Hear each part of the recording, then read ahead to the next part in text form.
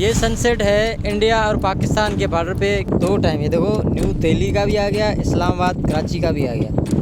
बहुत 100 साल पहले अक्लमंद लोग जिस चीज़ को बहादुरी कहते थे, आजकल के कुछ बुज़दिल लोग उसको बेवकूफ़ी कहते हैं। चांडियो ट्रेवल के साथ मैं हूं नईमुद्दीन चांडियो। आप सबको रूपामाड़ी शहीद दो सुमरों में वेलकम करता हूं। ये रूपामाड़ी साइट है जो कि बदीन से 40 किलोमीटर दूर है, सीरानी से आगे।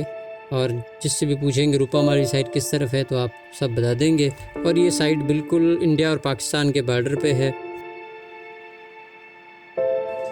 अगर दो सुमरों की बात करें तो दो सुमरों सिंध के हुक्मरान थे जो अलाउद्दीन खिलजी के साथ सिंध के तहफ़्फ़ुज़ के लिए लड़ते हुए शहीद हुए। सिंध की तारीख में सुमरों के दौर को इनफरादी हैसियत हासिल है। इस दौरान सिंध की तहज़ीब, तमद्दुन, अदब और सकाफ़त को जो तरक्की हुई वो तारीख़ के औराक में हमेशा ज़िंदा रहेगी। अरबों के बाद ये पहली सिंध की हुकूमत थी जिसने सिंध में मकामी आज़ादाना हुकूमत जो है वो कायम की। उन्होंने 1051 से 1351 तक 300 साल सिंध पर हुकूमत की। इस ख़ानदान के 20 हुक्मरान तख्त पर बैठे जिन्होंने सिंध के तहफ़्फ़ुज़ और आज़ादी के लिए गैरों से जंग की। इनमें हमारे तारीख़ के अजीम जर्नल सिपाही दो सुमरो भी शामिल हैं जिन्होंने हमारी कौमी जदोजहद के लिए अपना सर कुर्बान किया। दो सुमरो सिंध के हुक्मरान भोंगर का बेटा था जिसने 1312 ईस्वी में सिंध पर हुकूमत की। उनका दारुल हुकूमत रूपा ज़िला बदीन में था। इस वक्त सरकारी ख़जाने में 9 लाख रुपए सालाना होते थे। अचानक हाकिम मर गया। उन्होंने अपने पीछे 2 बीवियाँ छोड़ी, एक दो सुमरों की माँ और दूसरी लोहारी चनेसर की माँ। अच्छा, यहाँ पर बहुत सारी रवायतें मिलती हैं। कुछ लोग कहते हैं कि चनेसर के साथ वाक़ई जुल्म हुआ।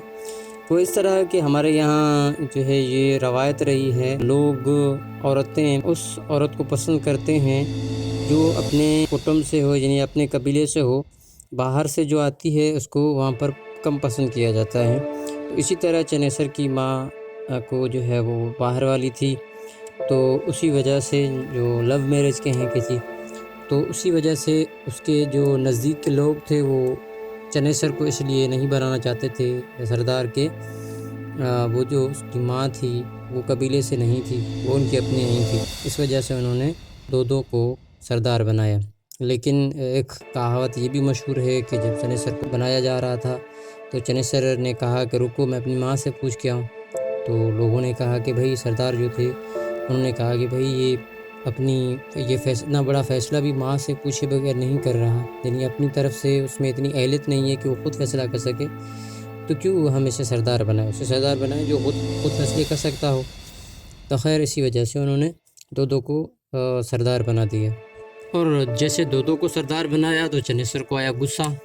चनेसर गया दिल्ली की हुकूमत, यानी जब अलाउद्दीन खिलजी था उनके पास, तो उनसे कहा कि भाई मेरे साथ जुल्म हुआ है, मुझे इंसाफ दिलाओ, दो से मुझे तख्त लेके दो और उसके बदले मैं आपको अपनी बहन का रिश्ता भी दूंगा।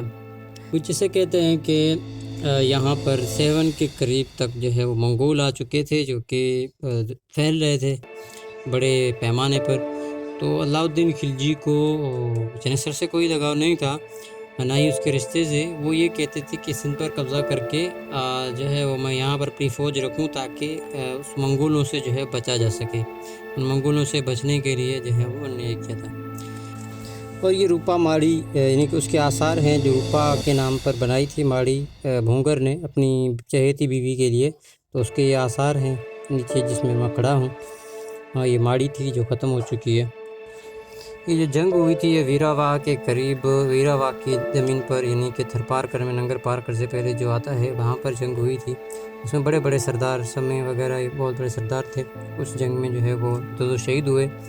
लेकिन दास्तान में बहुत कुछ चीज़ें आती हैं कि वो अपने घर में अकेला लड़ता रहा। 14 दिन जो है वो लड़ाई चलती रही। फिर ये भी कहते हैं कि औरतों ने कुछ न बचने की वजह से दूतों को एक लाठी पर इस तरह बिठा दिया जैसे वो ज़िंदा हो, तो लोग डर कर आ नहीं रहे थे। खैर बहुत सारी चीज़ें हैं। और जो चनेसर उसका भाई है उसकी नज़दीक नहीं है, यहाँ पर कब्र है लेकिन थोड़ा सा आगे है, एक अलग बस कब्र नुमा है थोड़ा सा आगे। और ये कुछ गवर्नमेंट ने काम किया है, यहाँ सुमरो बरादरी ने काम किया है। कुछ डिस्पेंसरी है यहाँ पर, मेला वगैरह वो लगाते हैं। और ये मस्जिद भी है, साथ में वो रहने के लिए जगह भी है, जो कि मेहमान वगैरह अगर आएँ तो यहाँ इस जगह में रह सकते हैं।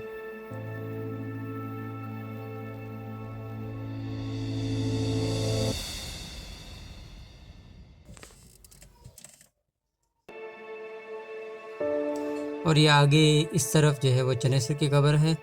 कोशिश करते हैं वहाँ जाने की, क्योंकि हमें एक और जगह पे जाना है, और अगर टाइम ने साथ दिया तो हम उस जगह का भी जो है वो विज़िट कराएंगे आपको।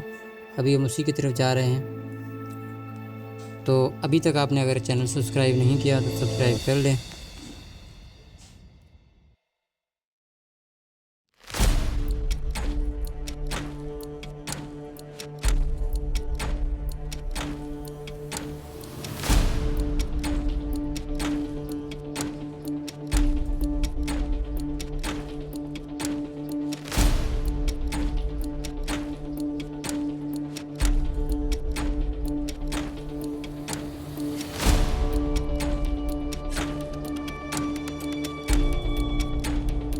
मैंने शुरू में जो बात कही थी वो अभी भी कह रहा हूँ कि यहाँ पर जो भी घर हैं उनको कोई चार दीवारी वगैरह नहीं है।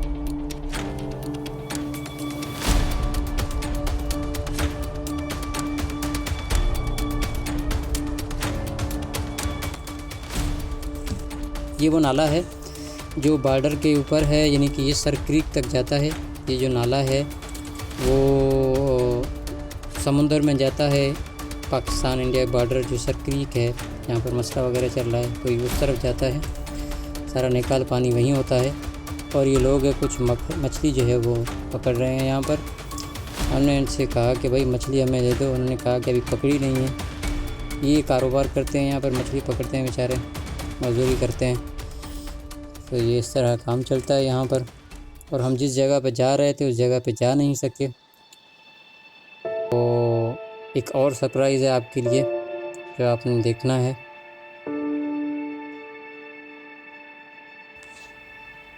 उससे पहले आपसे अर्ज़ है कि हमारे चैनल को सब्सक्राइब करें, कमेंट में सजेशन दें और हमें सपोर्ट करें। जज़ाकल्लाह। अस्सलाम वालेकुम रहमतुल्लाह। दोस्तों, आपको अभी इंडिया और पाकिस्तान के बॉर्डर पे हम आपको सनसेट दिखाते हैं। ये सनसेट है इंडिया और पाकिस्तान के बॉर्डर पे। कितने खुशनसीब लोग हैं, आपको ये सनसेट आपको देखने को मिल रहा है। ये यहाँ से बॉर्डर बहुत ही नज़दीक है। दोस्तों, ये है 2 टाइम मेरे पास। कैसे 2 टाइम? ये देखो, न्यू दिल्ली का भी आ गया, इस्लामाबाद कराची का भी आ गया।